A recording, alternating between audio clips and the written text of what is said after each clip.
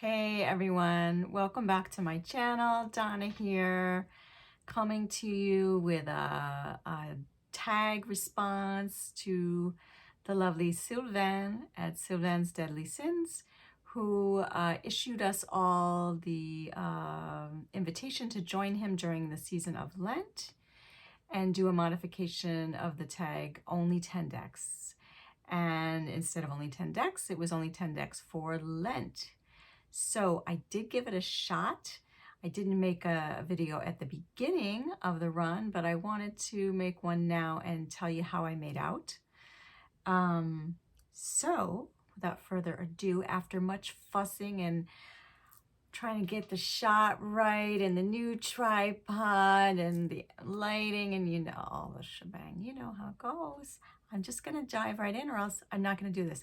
This is like I don't know how many takes, but I actually filmed this a couple weeks ago right before Easter with the ambition of getting it up early and didn't like how it turned out and abandoned ship.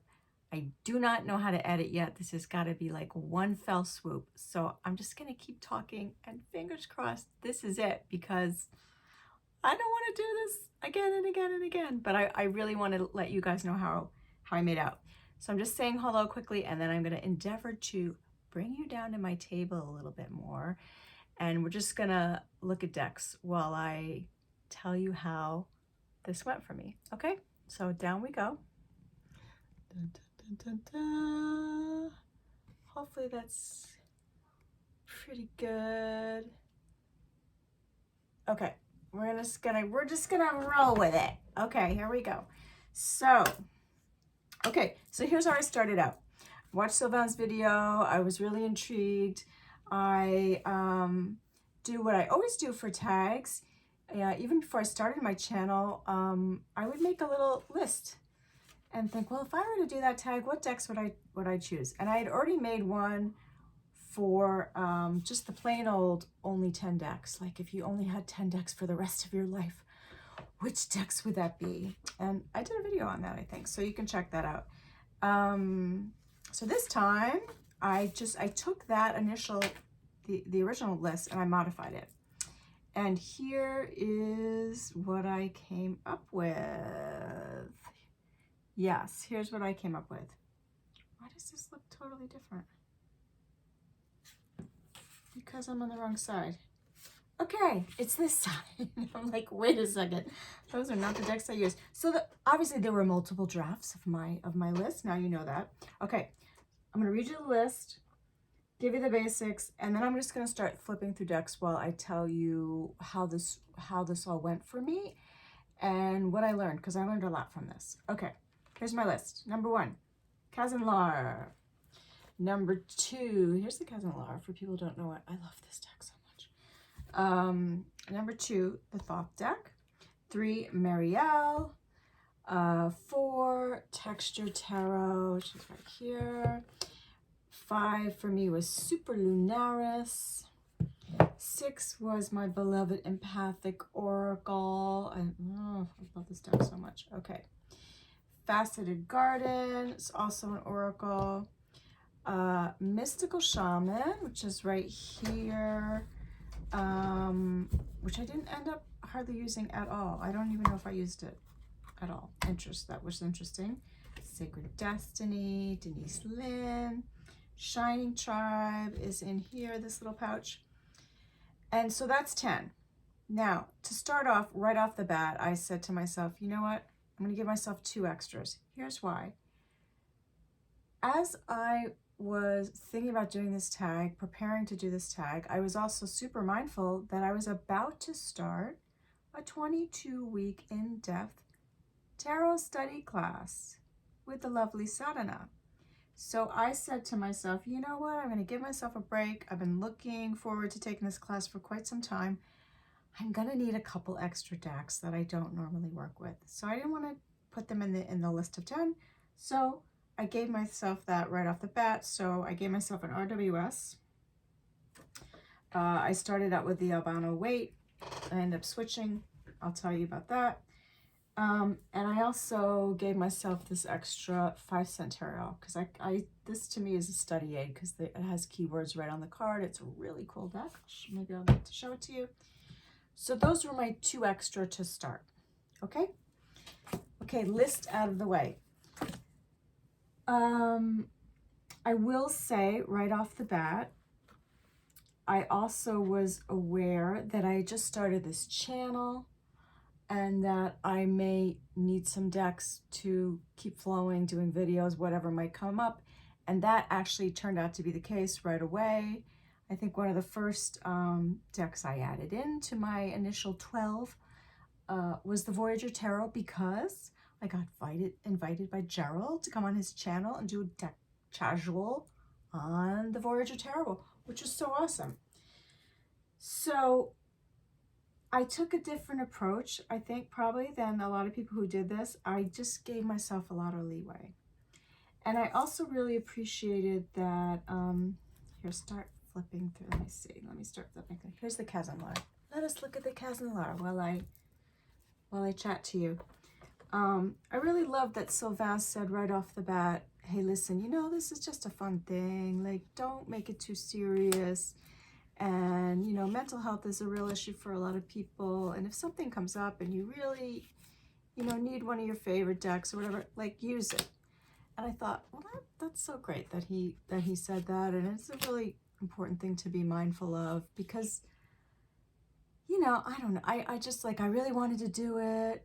I have a whole Christian background. I'm going to chat with you a little bit about that. So I appreciated that, like, you know, there was some leeway right off the bat. And so what I ended up doing was I packed myself a little extra basket of what I called my mental health decks. And I think there are about 8 or 10 of them. And I dipped in there once or twice. I really thought I would dip in there a lot more than I did, but it was just nice to have them. Okay, so there's that. Now going back a little bit too before that, as I was considering whether I was going to do this tag or not, I thought, well, if I'm going to do this, I have to clear off a lot of my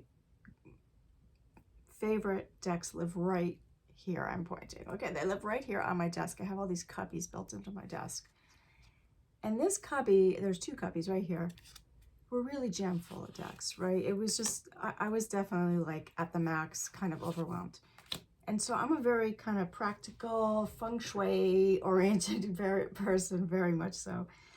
And I assessed, you know, my main deck area here. And I was like, okay, well, if we're going to do this, we got to clear these decks. We got to pack them away. Where are they going to go? How is this going to, you know, how's this going to work? How's this going to be practical? So I decided, you know what I'm going to do? I'm going to get the biggest tote bag I have, and I'm going to see how many of these decks I can get in there. And so I just started pulling off all the ones that I was going to give up for Lent. That's what I ended up doing. I packed them in that tote bag, and it's sitting behind me in front of a bookcase, and that's where it lived for all of Lent. And just kind of cutting to the end, and then we'll go back to the middle.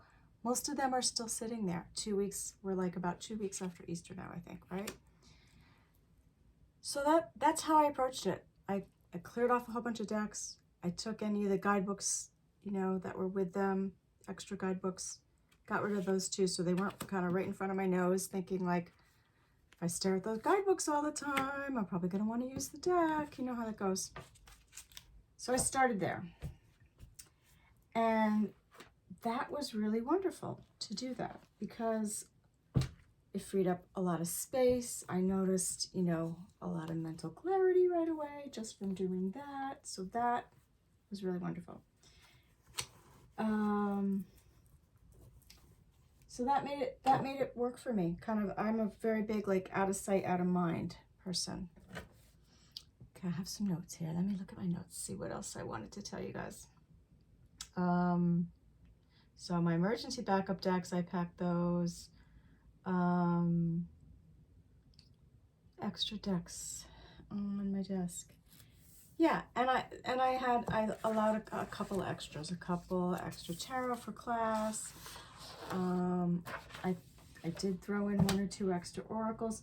So it's a very loose interpretation of how I ended up doing this. But you know what? Okay, keep going, keep going. I still really, I really give myself credit. I stuck to it. You know, I wasn't just like randomly all the time grabbing decks, doing whatever. I really took it seriously. I enjoyed it. I enjoyed being limited to certain decks. This deck here is the Shining Tribe by the wonderful Rachel Pollack.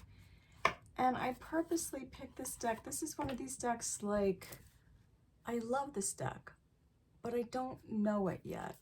And I want to know it. And I'm always kind of, like, it's not an easy deck because it's its own whole system. And so I just go for, like, what's easy. And so I included this hoping that with a limited selection of decks, I would really work with it.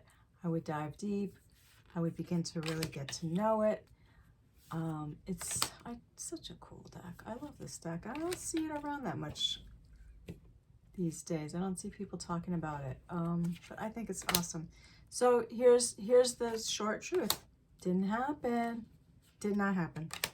Okay, but I gave it a go. That was my hope. So maybe later on in the year, sometime soon, I will just like work with this deck for a couple weeks and I can begin to really get the system in me better and bond with it.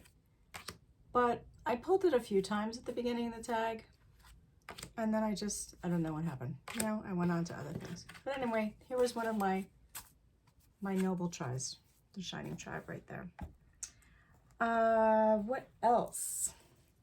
I was also surprised by some of the decks I did not use. I already mentioned Mystical Shaman because I'm quite attached to that, and that's often a go-to oracle for me. I didn't use that very much.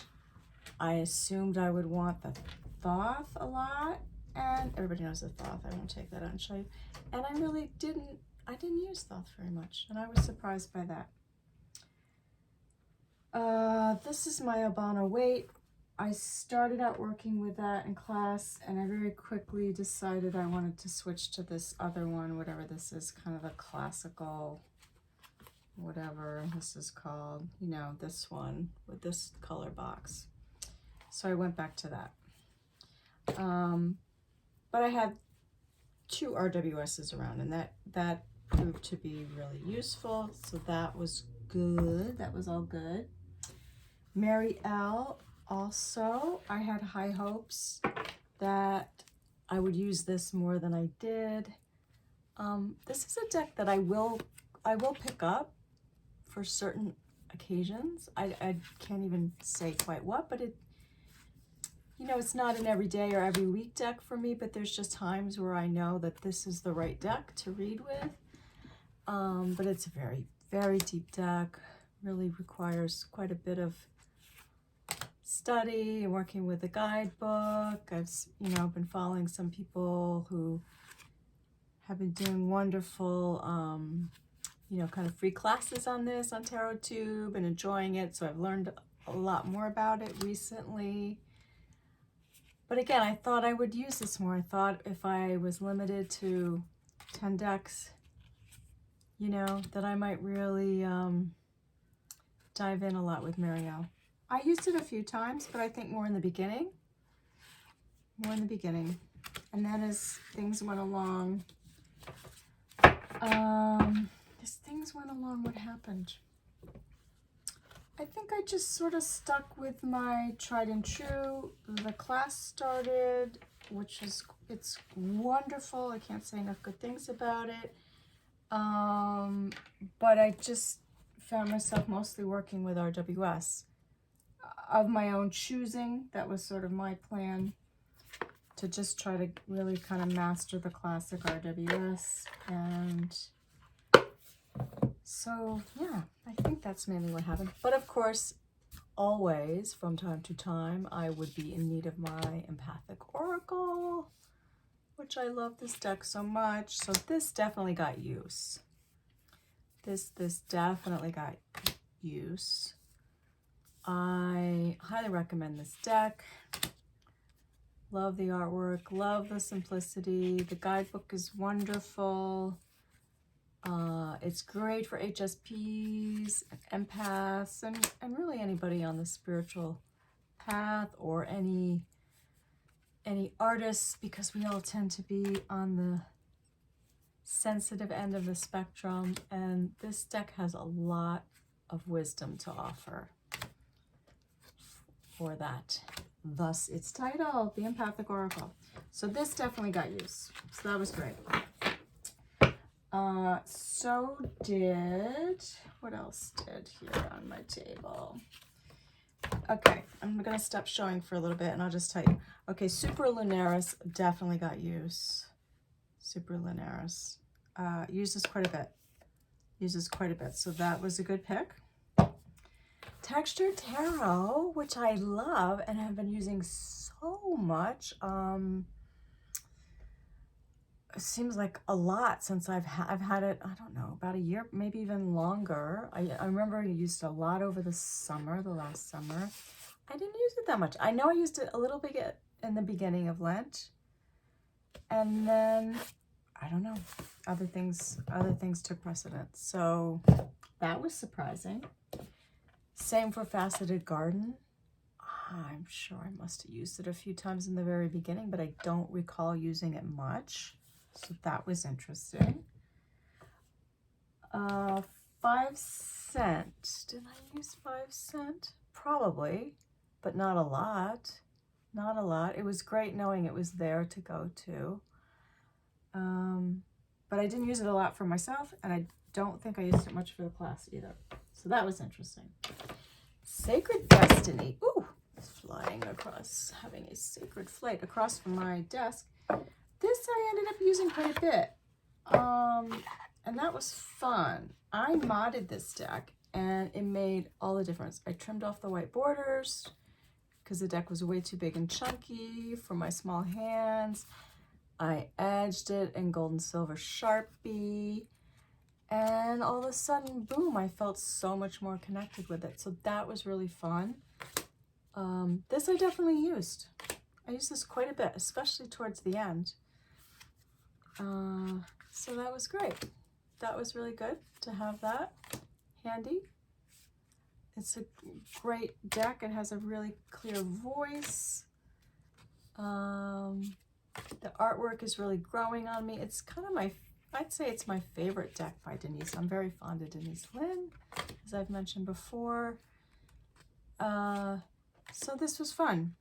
This was fun to kind of get a lot of the other oracles out of the way and give this deck its due right after it had been modded, and just really, you know, bond away with it.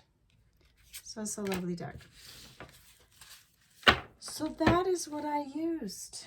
That's mainly what I used. Now let me tell you about the interlopers who are not on the list that just called to me and said, you cannot live without me.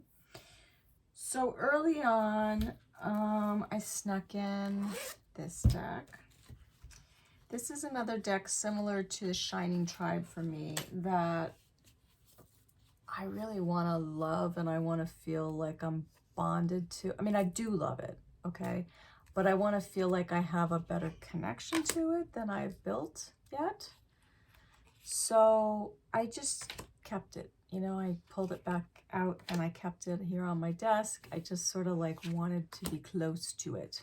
There were a couple decks like that I realized like, oh, I don't want to be separated from. And I definitely had a good case of only kind of half-conscious rebellion. I was a rebellious little Christian. I definitely, in hindsight, after sitting with the whole, you know, this whole tag and process in Lent, I realized that's sort of what came up for me. Like, I wanted to do this because I thought it was such a cool idea that Sylvain had. I thought it would be a good way for me to still stay connected to Lent because I've sort of stepped way back from my my local church here that I really love, and I've been a very active member in for, I don't know, over 25 years. But then when I got down to it, I sort of like, I just wanted to cheat. You know what I mean? It's like giving up chocolate for Lent and then being like, well, but you know, I'm at this bakery and I'm just going to get one piece of cake. So I noticed this about myself, and it's okay. It's totally okay. It was really a good exercise in getting clearer about what are the best, most reliable decks for me, where are the decks that I really still need to work with. So this was one, Llewellyn. Love this deck. All I've done with it is I've edged it, and it really makes it pop. It's so fun. So I kept this closed, used it a little bit, not a ton. Don't regret it. So that's cool. Here's another deck that said, hey, you do not want to put me away. You know that you need me close at hand. And it was definitely so right. And that's Tarot of the She. Love this deck. Love this deck. Took me a while to get there. I mean, I loved it when I first saw it, before I even ordered it. I had such a strong hit about this deck. Like, oh, I need this deck. And then it came and I was like, I was definitely intimidated by it or something. I don't know. I just kind of, it sat for months and months. And I would use it a little bit. And then, you know, a lot of other decks came my way from 2020 to present time, April 2022. We all know what we've been through. Many of us in the community did the same thing. We bought a lot of decks because it's how we coped with our stress and our boredom, because we were in lockdown. So eventually I grabbed this deck and I was like, what's going on with this deck? You know, you need to figure it out. You need to use this deck. And finally I decided I need to trim this deck because it's a chunk-a-monk, and you know, it was too big for me. So I trimmed it down very carefully because I did not want to touch this glyph on the back. If you know this deck, you probably know why, right? There's a lot of juju in this glyph, and these glyphs are in I think every card has a glyph hidden somewhere. So it was quite the project to do that, but it came out great. I edged it, and now I can grab it, I can shuffle it. And so anyway, this was this deck for the Lent tag crept in, but did get used. It actually probably got used more than several of the ones that were on the list. So I learned that, hey, this is a really valuable deck for me. So that was great. Okay. What else happened? What else migrated? Also Tarot of the Crone, which maybe I can reach that. I didn't grab it, but it's right here. I can grab it and show you guys. This I kept out early on, even though, you know, it was like an extension of the list. This was sort of, this, you know what it was? This made the mental health basket. And then early on, I just put it right here on my desk. I was like, well, I'll just keep it handy. It was just another deck that it was so interesting which decks, when push came to shove, after packing away and clearing and doing stuff, a bunch of decks, I was like, you know what, I don't want to be too far away from that deck. Even though it was right behind me, it wasn't enough. Love this card. So this sat here kind of towards the back of the other pouched up decks, and didn't use it a lot. I know I used it a few times, but it was just sort of like a guardian. It was just sort of saying, hey, I'm here.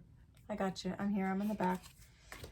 And I loved that. And I will talk more about this deck because I just think this is a really special deck, and I highly recommend, if you can get a copy. It's out of print now, very sadly. It's a great deck for women at midlife. That's all I'm going to say for now. So, Tarot of the Crone was close at hand with me. Okay, what else do I want to tell you guys? How are we doing for time? Ooh, it's just ticking away. ticking away. So I learned really who's in my posse, my deck posse. That's what I'm calling it now, by doing this tag, and I loved that. And it's a big posse. I mean, it's not ginormous, but you know, it's more than 10, you guys. I can tell you that. It's more than a posse of 10 if I have my druthers. What else did I learn about? I learned that I learned so much. I don't know how much I want to get into this now. I just wanted to be sure to make this tag, show you what decks I was working with. I watched Sylvain's update and I really appreciated that. And he started talking about deck addiction. And I think that's something I'll save that for a separate video. I'm going to make a whole video on that because it's a really important topic. I know it's getting some airtime now, and I'm gonna jump in and join the conversation. Here's a deck that joined me during Lent as well, Druidcraft. Mainly, I think, because I knew I would want to work with its book even more than this deck. I haven't really totally bonded with this deck yet, but the book is fantastic. The deck is a little big for me. I wish it were smaller, but the art is beautiful. I have trimmed and edged it, and that made a huge difference. I know a lot of people do that. It's a deck, they say, that was born to be modded, and I couldn't agree more. But I will keep working with it. It's new to me. It's new to me since December, so I need to spend time with it. And I will. So there's that. I guess the only other thing I will say for now about this whole tag is that, here, I'll bring you guys back up, hopefully without messing it up too much. Is that interestingly, all those decks I packed away when Lent was over, I went in and I definitely looked through them a day or two later. I looked through them and I only grabbed a couple and brought them back here on my desk. And they're still mostly all still sitting in that bag. I haven't decided what I'm going to do. I mean, I didn't go into purge mode. I know a lot of people went into purge mode. I'm just not in that stage right now. I'm happily not in that stage. I only really started studying tarot deeply in the last 2-3 years. So I'm enjoying having a bunch of decks, getting to know them, all of that jazz. But what I learned was the ones that I keep close and I work with regularly can be a much smaller number than what I was trying to do. And that was really counterproductive and overwhelming me. I need to store them differently, and I haven't quite figured out how to do that yet. But yeah, anyway, that's the basic gist. I really enjoyed it. I found it super helpful. I've enjoyed everybody's, VRs on this, both the befores and the afters. And I just wanted to thank Sylvain for offering this. It'd be really fun. Maybe this is something we'll do every year, or some variation on it, because it is a really good spiritual exercise to go without. It makes you mindful. It helps you become more grateful and just clearer about what you helped me become clear about, what I really need and what works for me. So that's it. That's all for now. Thanks for stopping by. Take care.